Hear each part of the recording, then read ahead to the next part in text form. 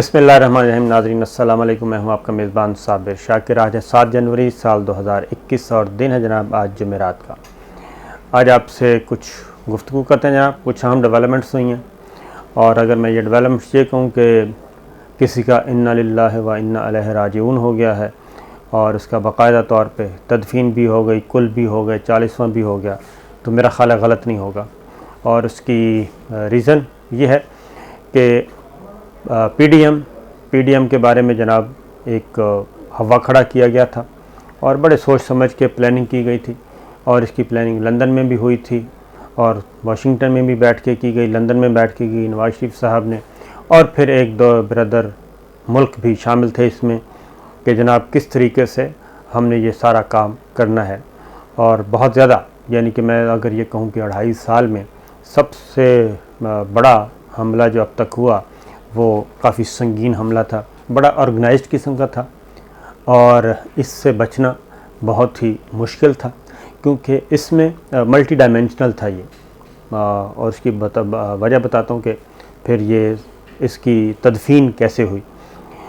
क्योंकि सूरत हाल ये थी कि इसमें तमाम फैक्टर्स को इकट्ठा किया गया था और इस सारे प्लान का, इस सारे प्लॉट का, स्क्रिप्ट का जो बुनियादी मकसद था वो ये था जनाब के किसी भी तरीके से इस सारे सेटअप को, यानी वज़ीर आज़म इमरान ख़ान को, army chief general Qamar Javed Bajwa को और उनके साथ फिर DISI जनरल फैज़ हमीद को, इन तीनों को फारिग करना है और यहाँ पे बिल्कुल एक नया सेटअप लेके आना है, नया इलेक्शन, नई सियासी क़यादत और नई मिलिट्री लीडरशिप। ये पूरा एक प्लान तैयार किया गया था और PDM में वो सारे फ्लेवर इकट्ठे किए गए थे जो कि ये मल्टी डायमेंशनल टास्क जो है उसको पूरा करने के लिए ज़रूरी होते हैं। ये बिल्कुल उसी तर्ज की हुकूमत थी जैसे PNA की मूव थी पाकिस्तान कौमी इत्तेहाद की, जो जुल्फ़िकार अली भुट्टो के ख़िलाफ़ चली थी मरहूम के। इसमें सियासी जमातें भी मौजूद थीं। बड़ी सियासी जमात एक आ गई मुस्लिम लीग नवाज़, दूसरी सियासी जमात आ गई पाकिस्तान पीपल्स पार्टी, फिर इसमें कौम परस्त जमातों को शामिल किया गया ताकि वो फ्लेवर भी आए और एक महरूमियत वाला रोना भी रोया जाए। फिर दूसरी जानिब एक सबसे ख़तरनाक जो था, इसमें मजहबी जमातें भी मौजूद थीं और उसको भी ख़ास रंग दिया गया। इन मजहबी जमातों का कभी भी ये इक़्तिदार में नहीं आ सकें। आज तक आवाम ने इनको उतना वोट नहीं दिया कि ये इक़्तिदार में आ सकें। ये हमेशा अपोजिशन, ये प्रेशर ग्रुप्स के तौर पे ये काम करते रहे हैं। सिर्फ एक जमात इनमें नहीं थी और वो थी जमात इस्लामी, उसने अपने आप को साइड पे रखा। खैर, ये सारा एक बड़ा प्लॉट था, बड़ा ऑर्गेनाइज्ड और बड़ा ही क्या कहना चाहिए, सोच समझ के ये तैयार किया गया था और उसमें आहिस्ता आहिस्ता इन्होंने आगे बढ़ना था। अगर ये डिफ्यूज़ हुआ है तो मेरा ख़्याल है कि इसमें क्रेडिट देना चाहिए हमारे इंटेलिजेंस इदारों को, और इसका क्रेडिट तो नहीं लेकिन इसका फ़ायदा ज़रूर पहुंचा वज़ीर आज़म इमरान ख़ान को। इस दौरान ऐसी बहुत सारी चीज़ें आ गईं। वज़ीर आज़म इमरान ख़ान को इसमें कुछ अखलाकी फ़तह हुई और जो वो पॉइंट ऑफ व्यू पहले दिन से ले रहे थे वो सही साबित हुआ। और जो लोग, इन लोगों को जो एक सोच थी कि कुछ रियायतें की जाएं और इस सिस्टम को चलने दिया जाए, वो जो हैं वो कमज़ोर साबित हुए। तो सूरत हाल ये थी कि PDM मारज़ वजूद में आ गया और आहिस्ता आहिस्ता इन्होंने आगे बढ़ना शुरू कर दिया। हिदायत सारी लंदन से आ रही थी जी, नवाज शरीफ साहब लेके आ रहे थे और वही आगे जाती उम्रा और जाती उम्रा से आगे फिर ये बातें फैला दी जाती थीं। हिदायत, पेशकश, प्रोड्यूसर, डायरेक्टर, राइटर, ये सब के सब वहाँ मौजूद होते थे।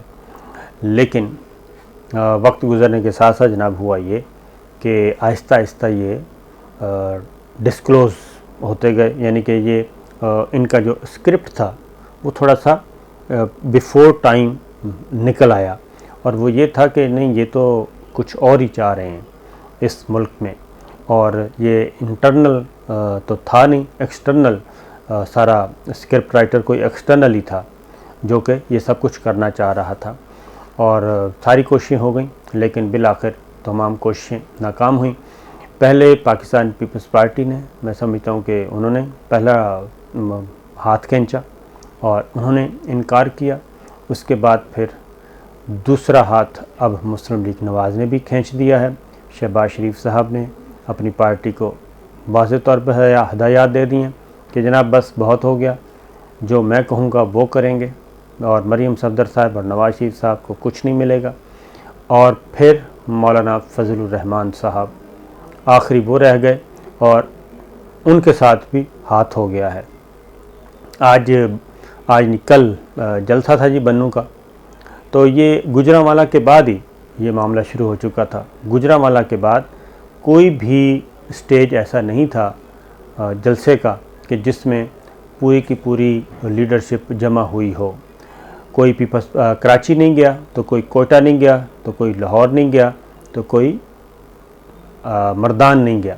तो ये सारे काम होते रहे और इनके आपस के जो एजेंडे थे वो मुख्तलिफ थे और मुख्तलिफ राहें थीं, मुख्तलिफ सिमतें थीं, उनकी डिवीज़न होती गई। और आज जनाब कल जो बन्नू में हुआ उसमें सिर्फ मौलाना ही थे और कोई भी नहीं था। और उससे आप अंदाज़ा कर सकते हैं कि पीपल्स पार्टी भी एक फ़ैसला कर चुकी और मुस्लिम लीग नवाज़ भी एक फ़ैसला कर चुकी। और इस सारी एपिसोड में अगर आप देखें तो किसको क्या मिला, उसमें जो उन्हीं को नुकसान हुआ सबसे ज़्यादा, जिन्होंने ये सारा प्लान तैयार किया था। ये प्लान बुनियादी तौर पे था जी मौलाना मरीम नवाज़ साहब का, और उनके साथ थे अचकज़ई साहब मिले हुए थे। इनका प्लान था और इनका ख़्याल था कि पाकिस्तान पीपल्स पार्टी भी बहुत ही बेवकूफ़ है और जरदारी साहब, बिलावल भुट्टो और पीपल्स पार्टी के जितने भी सीनियर रहनुमा हैं वो बहुत ही बेवकूफ़ हैं और वो किसी वक्त भी वो सारे का सारा इनका जो स्क्रिप्ट है उसके अकॉर्डिंगली चलेंगे। लेकिन ज़ाहिर है पाकिस्तान पीपल्स पार्टी सबसे मंझी हुई बैट्समैन है जी, बड़ी मंझी हुई जमात है, तो उन्होंने वही किया जिसका अंदाज़ा था। उसके बाद अगला था नवाज शरीफ साहब का और मरीम बीबी का और मौलाना का कि जनाब मुस्लिम लीग नवाज़ की ताकत जो है उसको इस्तेमाल किया जाए, पंजाब को खड़ा किया जाएगा फ़ौज के ख़िलाफ़ और हुकूमत के ख़िलाफ़। अब ये साथ अचकज़ई साहब आए और वो लाहौर में गालियाँ शालियाँ दे के पंजाब को, पंजाबियों को दे के चले गए। उसका भी एक असर हुआ। उसके बाद फिर अचकज़ई साहब कहीं भी नज़र नहीं आए। और थर्डली जनाब जब मुस्लिम लीग नवाज़ को भी, यानी कि मरीम सफदर साहिबा को भी और नवाज शरीफ साहब को भी पंजाब से भी वो रिस्पांस नहीं मिला, तो उनको भी समझ आ गई है। तो सूरत हाल ये है कि पीडीएम जनाब आज के बाद पीडीएम का कोई जो क्या कहना चाहिए, बस वो एक पेपर पे मौजूद रहेगी, फील्ड में अब वो कम ही नज़र आएगी। और अगर कॉस्मेटिक्सली कोई अगर कभी कभी उसको आना पड़ा तो आ जाया करेगी, अदरवाइज़ कुछ भी नहीं है। क्योंकि बाकायदा तौर पे जनाब मुस्लिम लीग नवाज़ ने भी ऐलान कर दिया है कि जनाब अब सेनेट के इंतखाबात तक कोई इवेंट नहीं है और अब हम सेनेट का इंतखाब लड़ेंगे और सेनेट के इंतखाबात में भरपूर हिस्सा लेंगे। और अब उन्होंने वही बात कि जनाब ये तो अगर सेनेट के इंतखाबात का हम बाइकआउट करते हैं तो फिर बहुत ही मामलात ख़राब हो जाएंगे और हुकूमत को वॉकओवर मिल जाएगा और ये हो जाएगा वो हो जाएगा। अब इस तरह की गुफ्तगू की जा रही है। तो जनाब ये तो पहले दिन से ही पता था कि सेनेट के इंतखाब से अगर बाइकआउट किया तो आप गवर्नमेंट को ही फ़ायदा होना था। ये हम पहले दिन से ही कह रहे थे। इनको आज क्यों समझ आई है? वो आज इसलिए समझ आई है कि तमाम दरवाज़े इनके लिए बंद हो गए हैं और जो कुछ इन्होंने सोचा था, ना फ़ौज के अंदर से इनको कोई रिस्पांस मिला, ना फ़ौज के बाहर से रिस्पांस मिला, ना ही आवाम की तरफ से मिला। लिहाजा वो बात समझ गए हैं कि जनाब अब बेहतर है कि पुरानी तनख्वाह पे ही काम किया जाए, बल्कि पुरानी तनख्वाह से भी कटौती हो चुकी है। उसके बाद अगला जनाब था मौलाना फजलुर रहमान साहब। आज फिर मौलाना फजलुर रहमान साहब ने भी कल ऐलान कर दिया कि वो सेनेट का इलेक्शन लड़ेंगे, सेनेट के इंतखाबात में हिस्सा लेंगे, क्योंकि वहाँ पे उनकी हैं 2 सीटें, एक है KPK से, एक बलूचिस्तान से। लेकिन वो 2 सीटें भी तब मिलेंगी उनको अगर मौलाना शिरानी साहब, हाफ़िज़ हुसैन अहमद साहब, मौलाना गुल नसीब साहब, मौलाना शुजाउल मुल्क, अगर ये लोगों ने कोई डेंट ना डाला तो सीट निकल सकती है, वरना वो सीट भी ख़तरे में है। लेकिन मौलाना फजलुर रहमान साहब भी अब वापस आ गए हैं जनाब सेनेट के इलेक्शन की तरफ। वही सेनेट का इलेक्शन, वही पार्लिमान जिसको ये जालसाज कहते हैं।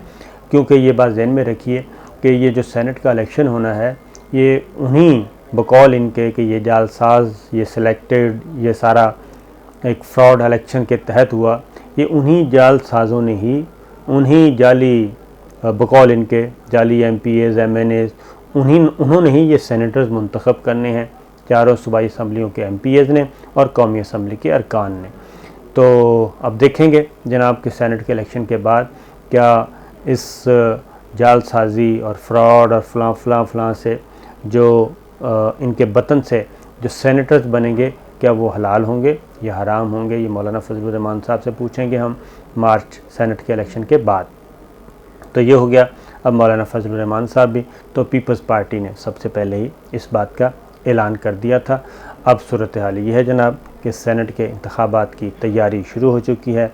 पाकिस्तान तहरीक इंसाफ के इमरान खान ने गवर्नर पंजाब, गवर्नर सिंध और गवर्नर KPK शाह फरमान साहब को, चौधरी सरवर साहब को, इमरान इस्माइल साहब को टास्क दे दिया है कि जनाब आप तीनों सूबों में अपने इत्तेहादियों के साथ मिल के तैयारी करें और ज़्यादा से ज़्यादा नशिस्तें हासिल करने की कोशिश करें। क्योंकि उसकी वजह यह है कि इसमें मुतनासिब नुमाइंदगी होती है, प्रोपोर्शनल एक्ट के तहत ये इलेक्शन होते हैं। तो उसके मुताबिक ये होगा और उसके अकॉर्डिंगली इसमें या काफ़ी टेक्निकल वोटिंग होती है इसमें कि आपने first priority, second, third priority देनी होती है।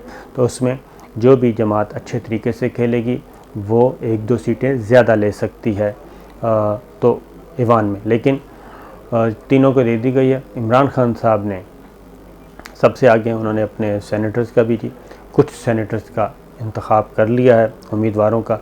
उसमें इस्लामाबाद से वफाक कौमी असम्बली से शहजाद अकबर साहब होंगे और सानिया नश्तर साहिबा होंगी। ये दो, एक ख़ातून की नशिस्त पे, एक टेक्नोक्रेट की नशिस्त पे।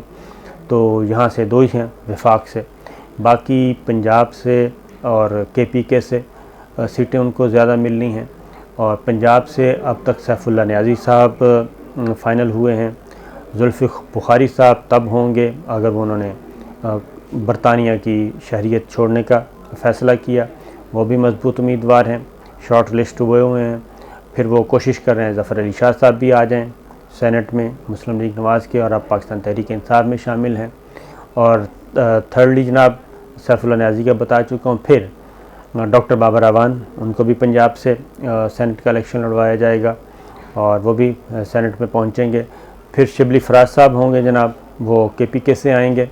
वो इस वक्त वज़ीर इत्तलात और नशरियात हैं और इसलिए वो भी रिटायर होने वालों में शामिल होंगे। तो मोस्टली पाकिस्तान तहरीक इंसाफ का जो है वो स्टफ़ तैयार है और उसमें जो फोकस किया जाएगा वो होगा कि खालिसतन पाकिस्तान तहरीक इंसाफ का स्टफ़ लाया जाए, वो फ्लेवर लाया जाए जो कि नज़रियाती है और फसली बटेरों को टिकट्स ना दिए जाएं। लेकिन इस मामले में भी अभी खान साहब पे काफ़ी प्रेशर आएंगे और देखना है कि वो इस प्रेशर को कैसे फेस करते हैं। तो ये थी जनाब अब तक की इत्तलात, अब तक की ख़बरें। तो PDM की तमाम जमातें वापस अपने अपने बिलों में जा चुकी हैं और सबसे पहला पत्थर फेंका था पाकिस्तान पीपल्स पार्टी ने। अब देखते हैं कि आने वाले दिनों में मज़ीद क्या होता है। लेकिन फ़िलहाल ये है कि मार्च सेनेट इलेक्शन तक जनाब सब गुडी गुडी चलेगा, उसके बाद देखेंगे। और एक और ख़बर है वो इंशाल्लाह अगली वीडियो में आपसे शेयर करेंगे।